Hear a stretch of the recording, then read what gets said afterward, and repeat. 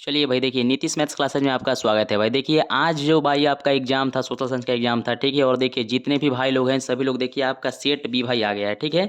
Set B देखिए आपका आ गया। और देखिए वो इसका बाबू जो होगा ना, याद रखिएगा इसका जो कन्फर्म होगा, तो याद रखिए कि इसका 100% बाबू आपका राइट आंसर मिलेगा, ठीक है ना। 100% आपका राइट आंसर दिया जाएगा, ठीक है। आप इसका सर्च गूगल पर भी कर सकते हैं, ठीक है।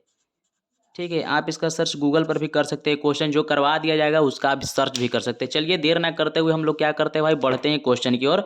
और जितने भी भाई लोग हैं सभी लोग सेट बी अपना मिला लीजिएगा। चलिए देखिए, सेट है बाबू बी, सोशल साइंस है, ठीक है। चलिए आज हम इसका देखिए क्वेश्चन की ओर बढ़ते हैं। क्वेश्चन क्या कहता है सुनिएगा। देखिएगा, पहला क्वेश्चन है बाबू, पहला क्वेश्चन पर ध्यान दीजिए।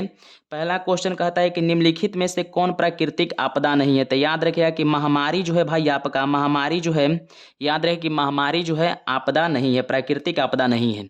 चलिए आपसे बोला है दूसरा क्वेश्चन बाबू कि वर्ष 1934 में बिहार के किस प्राकृतिक आपदा का सामना किया गया था। तो याद रहे कि जो भूकंप था उसका बाबू क्या किया गया था, सामना किया गया था, ठीक है। भूकंप था जो उसका सामना किया गया था 1934 में। चलिए नेक्स्ट क्वेश्चन बाबू, हम आते हैं नेक्स्ट क्वेश्चन में। देखिए आपका जो नेक्स्ट क्वेश्चन आ गया, बोलता है कि कच्छ प्रदेश किस भूकंपीय पेटी से संबंधित है। तो याद रखिएगा कि बाबू जो है जोन 5 से है, ठीक है, सॉरी जोन 3 से है, ठीक है। जोन 3 से है, आपका राइट आंसर जोन 3 होगा। चलिए चलिए अब आइए बाबू, क्वेश्चन नंबर 4 में कहता है कि महासागर तल में कंपन को कहते हैं। बताइए कि अगर महासागर तल में अगर कंपन हो जाए तो उसे क्या कहते हैं। बताइए, भूकंप कहते हैं, चक्रवात कहते हैं, सुनामी कहते हैं, भूस्खलन कहते हैं। देखिए भाई जो किए हैं वो गलत कर दिए, ठीक है। चक्रवात नहीं होगा, सुनामी होता है, ठीक है। चौथा का बाबू आपका option number C right answer है, ठीक है, सुनामी। चलिए क्वेश्चन नंबर बाबू 5 देखिए, 5 क्या कहता है। क्वेश्चन नंबर 5 है कि मलबे के नीचे दबे हुए लोगों को पता लगाने के लिए किस यंत्र की मदद ली जाती है। तो याद रखिएगा कि इंफ्रारेड कैमरा जो होता है बाबू, इसकी मदद ली जाती है। तब 5 का आपका बी राइट आंसर होगा। चलिए 6 में आइए, बोलता है कि भारत की संविधान सभा का गठन कब हुआ था। तो याद रखिएगा देश आजाद होने से बाबू 1 साल पहले, देश आजाद होने से 1 साल पहले आपका 1947 में देश आजाद हो गया था। 1946 में बाबू क्या होगा था, संविधान सभा का गठन को पूर्ण रूप से कर लिया गया था 1946 में। चलिए अगला है बाबू, अगला क्वेश्चन देखिएगा, बोलता है कि एनक्रूमा कहाँ के राष्ट्रपति चुने गए हैं। तो याद रखिएगा कि एनक्रूमा जो बाबू घाना है वहाँ के राष्ट्रपति चुने गए हैं। आपका ऑप्शन नंबर 7 का सी राइट आंसर होगा, ठीक है। चलिए अब हम लोग बढ़ते हैं क्वेश्चन नंबर 6 की ओर। क्वेश्चन नंबर बाबू 8, क्वेश्चन नंबर 8 देखिए, बोलता है कि राजनीतिक दलों की मान्यता और उसका चिन्ह प्रदान किया जाता है किस पे बाबू। तो याद रखिएगा कि उसका क्या करता है, तो निर्वाचन आयोग करता है। 8 का आपका right answer option number C होगा। बोलता है कि हुगली औद्योगिक प्रदेश का केंद्र कहाँ है बाबू। तो याद रखिएगा कि हुगली औद्योगिक प्रदेश का केंद्र है जो बाबू का 9 का बाबू राइट आंसर ए होगा, कोलकाता।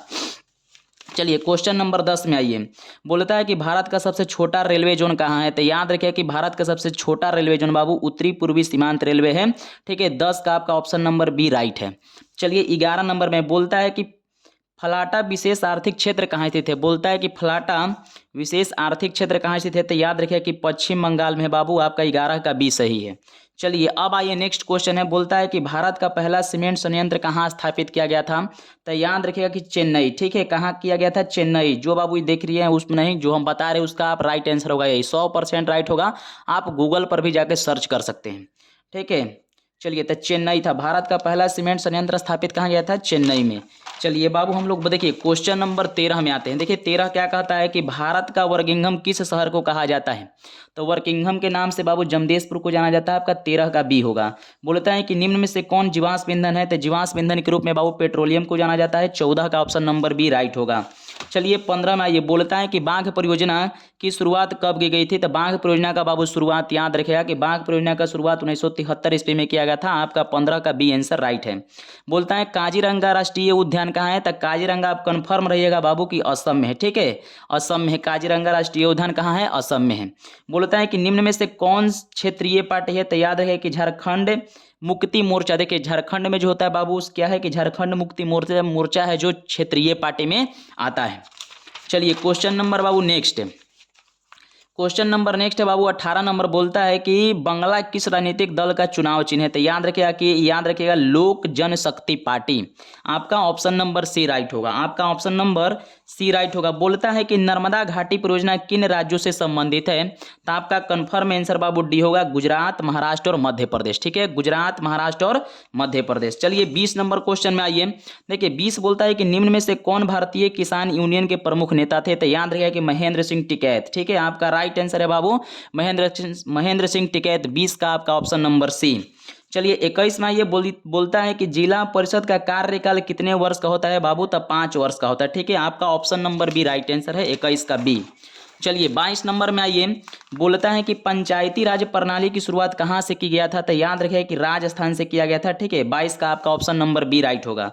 देखिए अगला बोलता है क्वेश्चन नंबर 23 है कि ग्राम पंचायत का प्रधान कौन होता है बाबू। तो ग्राम पंचायत का जो प्रधान होता है वो मुखिया होता है। ठीक है, आपका ऑप्शन नंबर डी। 23 का आपका ऑप्शन नंबर डी। चलिए क्वेश्चन नंबर बाबू 24 देख लेते हैं। ठीक है, क्वेश्चन नंबर मिलाइएगा, क्वेश्चन नंबर 24।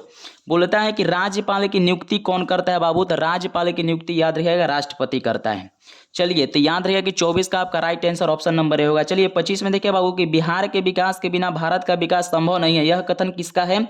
तो याद रखिएगा कि यह कथन बाबू एपीजे अब्दुल कलाम कहे थे। ठीक है, अब्दुल कलाम को मिसाइल मैन के नाम से भी जाना जाता है। चलिए अब आइए बाबू आपका 26 नंबर क्वेश्चन क्या कहता है। देखिए 26 बोलता है कि भारत में योजना आयोग का गठन हुआ था। तो याद रहे कि 15 मार्च 1950 ईस्वी को बाबू इसका गठन हुआ था। 15 मार्च 1950 को इसका गठन किया गया था। चलिए तो 26 का ए बोलता है। देखिए 27 नंबर क्वेश्चन है कि कृषि का विकास करना किस पंचवर्षीय योजना का मुख्य उद्देश्य था। तो याद रखिएगा कि पहली। ठीक है, कृषि बाबू पहले में आता है, पहली था इसका। ठीक है, देखिए आपका 100% आंसर बाबू राइट यहाँ से मिलेगा। ठीक है, 100% राइट आंसर आपको मिलेगा। बोलता है कि मानव विकास रिपोर्ट का प्रकाशन निम्न में से किसके द्वारा किया जाता है। तो आप याद रखिएगा कि यूएनडीपी के द्वारा। ठीक है ना बाबू, यूएनडीपी के द्वारा किया जाता है। ठीक है, यूएनडीपी के द्वारा किया जाता है। चलिए अब आइए क्वेश्चन नंबर 29 देखिएगा। बोलता है कि भारत का पहला मानव विकास रिपोर्ट किस प्रधानमंत्री द्वारा जारी किया गया था।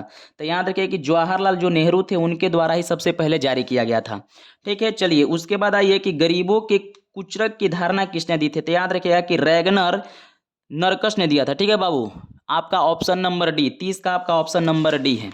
चलिए आइए 31 नंबर क्वेश्चन देखिएगा। बोलता है कि भारत की सर्वाधिक प्रति व्यक्ति आय वाला राज्य कौन सा है। तो कन्फर्म आंसर रहेगा गोवा बाबू। 31 का होगा गोवा। ठीक है, ऑप्शन नंबर बी। बोलता है कि वर्ष भर में किसी देश के अर्जित आय की तुलना कुल मात्रा को क्या कहते हैं। तो याद रखेगा कि 32 का जो आपका राइट आंसर बनाता है राष्ट्रीय आय कहते हैं, ऑप्शन नंबर सी। 33 में ये बोलता है कि वर्नाक्यूलर प्रेस एक्ट किसने रद्द किया था। तो याद रखिएगा कि लॉर्ड रिपन ने इसको रद्द कर दिया गया था। तो 33 का आपका राइट आंसर बी बनता है बाबू। चलिए 34 में ये रूस को अल्पत वाला दल क्या कहलाया बताइए। तो याद रखें कि मेनसेविक दल कहलाता है। आपका 34 का ऑप्शन नंबर बी सही होगा। बोलता है कि बाओदाई की सरकार कहाँ थी। तो याद रखें कि दक्षिण वियतनाम में बाबू बाओदाई की सरकार थी। ठीक है, 35 का option number B right answer. आइए 36 देखिएगा बाबू, स्पीड बढ़ाते हैं। बोलता है कि उत्तरी और दक्षिणी वियतनाम का एकीकरण कब हुआ था। तो 1976 ईस्वी में हुआ था। ठीक है, आपका 36 का ऑप्शन नंबर डी। देखिए 37 नंबर क्वेश्चन देखिए कि निम्न में से किससे योगदान से इटली का एकीकरण पूर्ण हुआ था। तो याद रखिए बाबू कि इटली का एकीकरण मेजनी के योगदान से पूर्ण हुआ था। आपका 37 का ऑप्शन नंबर ए राइट होगा। बोलता है कि हिगेल किस देश का दार्शनिक था। तो याद रखिएगा कि हिगेल था जो बाबू आपका जर्मनी का दार्शनिक था। ठीक है, 38 का option number C right answer होगा। चलिए 39 में ये बोलता है कि जर्मन राइन राज्य का निर्माण किसने किया था। तो नेपोलियन बोनापार्ट ने किया था। 39 का आप कंफर्म रहेगा, ऑप्शन नंबर बी। याद रखिएगा बाबू अभी तक अगर वीडियो को लाइक नहीं किया तो आप क्या कीजिए कि वीडियो को बाबू लाइक कर दीजिए। ठीक है, वीडियो को लाइक कर दीजिए और जितने भी लोग हैं शेयर कर दीजिएगा वीडियो को। ठीक है ना, वीडियो को लाइक एंड शेयर कर दीजिए। ठीक है मेरे भाई, और चैनल पर अगर नए हैं तो चैनल को सब्सक्राइब भी कर लीजिए। चलिए अगला देखिए। बोलता है कि अंतर्राष्ट्रीय महिला दिवस की घोषणा किस संस्था ने की थी। तो याद रखिए कि संयुक्त राष्ट्र संघ ने किया था। संयुक्त राष्ट्र संघ ने बाबू इसकी संस्था की घोषणा की थी। चलिए क्वेश्चन नंबर बाबू आइए 41। बोलता है कि आंग सान सू की संबंध किस देश से है। तो म्यांमार से। Option number B. 41 का बाबू ऑप्शन नंबर बी राइट है। बोलता है कि भारतीय राष्ट्रीय कांग्रेस की स्थापना कब की गई बाबू? 85 में, 1885 ईस्वी में इसकी स्थापना किया गया था। ठीक है, 42 का ऑप्शन नंबर बी। अब आ जाइए बाबू क्वेश्चन नंबर 43। देखिए क्वेश्चन नंबर 43 कहता है कि बोलिविया में जन संघर्ष का मुख्य कारण क्या था? तो याद रखिएगा कि पानी की कीमत में वृद्धि। 43 का आपका right answer option number A बनाएगा। चलिए 44 में ये बोलता है कि निम्न में से किस पत्र ने रातों रात वर्नाक्यूलर प्रेस एक्ट को बचने के लिए अपनी भाषा बदल दी थी? तो अमृत बाजार पत्रिका। ठीक है, आपका 44 का ऑप्शन नंबर बी होगा। 44 का जो होगा बाबू आपका ऑप्शन नंबर बी होगा। अब आइए 45 में। 45 बोलता है कि विश्व में सर्वप्रथम मुद्रण की शुरुआत कहाँ की गई? तो याद रखिएगा बाबू चाइना। ठीक है, चाइना। 45 का आपका ऑप्शन नंबर ए। 46 में ये कि निम्न में से किस सम्मेलन में जर्मनी की क्षतिपूर्ति राशि को कम कर दिया गया था? तो क्योटो सम्मेलन में कम कर दिया गया था। 46 का आपका ऑप्शन नंबर बी बनाता है। चलिए 47 में ये कि अमेरिका में न्यू डील किसने लागू की? तो याद रखिएगा कि फ्रैंकलिन डी रूजवेल्ट साहब ने किए थे। 47 का आपका ऑप्शन नंबर बी बनाता है। चलिए 48 में ये जॉन ने किस मशीन का आविष्कार किया था? फ्लाइंग शटल का बाबू। फ्लाइंग शटल का आविष्कार जॉन ने किया था। ठीक है ना, फ्लाइंग शटल। 48 का आपका ऑप्शन नंबर सी बनाता है। 49 नंबर में आइए, बोलता है कि सहकारिता प्रांतीय सरकारों के हस्तांतरण से विषय कब मानी जाती है? तो 1919 में इसका माना जाता है। 49 का आपका ऑप्शन नंबर बी। बोलता है 50 में आइए, 50 बोलता है कि मैग्नीज उत्पादन में अग्रणी राज्य कौन है बाबू? तो मैग्नीज उत्पादन में अग्रणी राज्य मेरा है जो मध्य प्रदेश एमपी है। ठीक है, मध्य प्रदेश एमपी है। 50 का आपका राइट आंसर बी होगा। चलिए बोलता है 51 नंबर क्वेश्चन की निम्न में कौन लौह यस्क का एक प्रकार है? तो हेमेटाइट। याद रखिए कि हेमेटाइट आपका 51 का जो ऑप्शन नंबर बी है राइट है। बोलता है 52 नंबर क्वेश्चन की भाखड़ा नांगल परियोजना किस नदी पर बनी हुई है? तो याद रखिए सतलज नदी पर बनी हुई है। बोलता है कि निम्न में से कौन भारत का पहला स्वदेशी प्रयास से बना परमाणु विद्युत प्लांट? याद रखिए कि तारापुर बाबू। ठीक है, तारापुर 53 का सी याद रखिएगा तारापुर। चलिए 54 नंबर क्वेश्चन में बोलता है कि हिमाचल प्रदेश के मणिकरण में किस प्रकार की ऊर्जा का संयंत्र है? तो याद रखिएगा बाबू कि 54 का आपका राइट आंसर जो होगा ऑप्शन नंबर बी होगा, भूतापीय ऊर्जा संयंत्र है। बोलता है कि प्राकृतिक गैस किस खनिज के साथ पाया जाता है? तो याद रखिएगा कि 55 का जो आपका राइट आंसर है बाबू ऑप्शन नंबर बी, पेट्रोलियम के साथ पाया जाता है। चलिए 55 के बाद बाबू देखते हैं 56। बोलता है कि ब्रिटेन के सहयोग से कहाँ लौ इस्पात उद्योग बनाया गया था? तब कन्फर्म रहिएगा बाबू दुर्गापुर में। ठीक है, दुर्गापुर। 56 का बाबू आपका राइट आंसर डी होगा। चलिए क्वेश्चन नंबर 57 देखिए, वल्लभ भाई पटेल को सरदार की उपाधि किस आंदोलन के दौरान दी गई थी? तब बारदोली आंदोलन के दौरान दिया गया था। 57 का आपका ऑप्शन नंबर ए राइट है। चलिए 58 देखिए मेरे भाई, बोलता है कि निम्न में से किन्हें सीमांत गांधी के नाम से जाना जाता है? तो सीमांत गांधी के नाम से बाबू खान अब्दुल गफ्फर खान को जाना जाता है। तो आपका right answer option number C बनेगा। चलिए अगला बताइए कि भारत सरकार, देखिए भारत सरकार अधिनियम 1919 को किस नाम से भी जानते हैं? तो याद रखिएगा कि मॉन्टेग्यू जेम्स फोर्ड योजना के नाम से भी जानते हैं। तो इसका जो 59 का बाबू राइट आंसर होगा ऑप्शन नंबर ए होगा।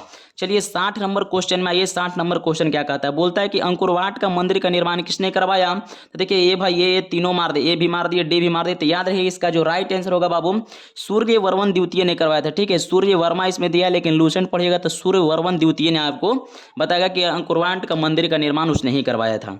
चलिए 61 में आइए, बोलता है कि बोल्शेविक दल का कार्यक्रम अप्रैल थितिस किसने लिखा था? तो याद रखिएगा कि अप्रैल थितिस जो लिखा गया था बाबू लेनिन का था। ठीक है, लेनिन का था। तो 61 का ऑप्शन नंबर सी। बोलता है कि अंतर्राष्ट्रीय मजदूर दिवस कब मनाया जाता है? तो याद रखिए कि लेबर डे बाबू 1 मई को मनाया जाता है। 1 मई को लेबर डे सेलिब्रेट किया जाता है। चलिए 63 नंबर में है कि समाजवादियों की बाइबिल किसे कहते हैं? तो दास कैपिटल को बाबू, दास कैपिटल को समाजवादियों को बाइबिल कहते हैं। अगला क्वेश्चन है 64 नंबर क्वेश्चन देखिए कि रक्त और लौह की नीति का अवलंबन किसने किया था? बाबू बिस्मार्क किया था। 64 का बाबू आपका राइट आंसर सी होगा। चलिए 65 देखिए, बोलता है कि भारतीय वन्य जीव बोर्ड की गठन कब किया गया? तो याद रखिएगा बाबू 1952 ईस्वी में इसका गठन किया गया था। 65 के आपका राइट आंसर बी होगा। बोलता है कि आयुर्वेद के जनक कौन थे? तो कन्फर्म रहिएगा मेरे भाई कि 66 का आपका ऑप्शन नंबर ए राइट होगा, चरक। आयुर्वेद के जनक कौन थे? चरक थे। टेक्सोल का उपयोग होता है बाबू किसमें? तक कैंसर में। याद रहे टेक्सोल का उपयोग किस में होता है? कैंसर में होता है। चलिए निम्न में से कौन नवीकरणीय ऊर्जा का स्रोत है? तो सौर ऊर्जा। निम्न में से कौन नवीकरणीय ऊर्जा का स्रोत है बाबू? सौर ऊर्जा। याद रखिए भारत का सबसे लंबा बांध कौन सा है? तो हीराकुंड बांध है जो भारत का सबसे लंबा बांध है। चलिए तो 69 का बाबू आपका राइट आंसर ए होगा।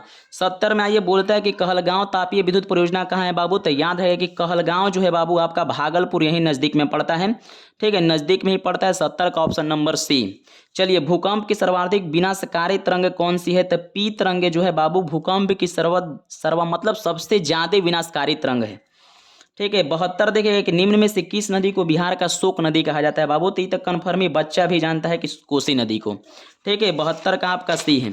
चलिए 73 नंबर क्वेश्चन देखिए, बोलता है कि टका किस देश की मुद्रा है बाबू, तो बांग्लादेश। ठीक है, टका किस देश की मुद्रा है, बांग्लादेश। यहाँ का बोलेगा कि चलता क्या है बाबू, तब देखिए बांग्लादेश के बाबू मुद्रा है टका, इसका जिसकी राजधानी कहाँ है बाबू, ढाका होता है। ठीक है ना, राजधानी ढाका है, चलता है टका। चलिए बोलता है कि बिहार में पहला क्षेत्रीय ग्रामीण बैंक कब स्थापित किया गया था, कन्फर्म रहिएगा बाबू 1975। 1975 में पहला क्षेत्रीय ग्रामीण बैंक स्थापित हुआ था, एकदम कन्फर्म रहिएगा बाबू, एकदम याद रखिएगा कि 100% आपका राइट आंसर मिलेगा। ठीक है, 100% बाबू राइट आंसर मिलेगा एकदम, ठीक है ना, याद रहिएगा। चलिए 75 नंबर क्वेश्चन देखिए, केंद्रीय सहकारी बैंक किस स्तर पर काम करता है, तो याद रखिए केंद्रीय जो होता है ना, तो याद रखिए केंद्रीय जो होता है बाबू आपका जिला स्तर पर काम करता है। ठीक है ना, जिला स्तर पर कार्य करता है।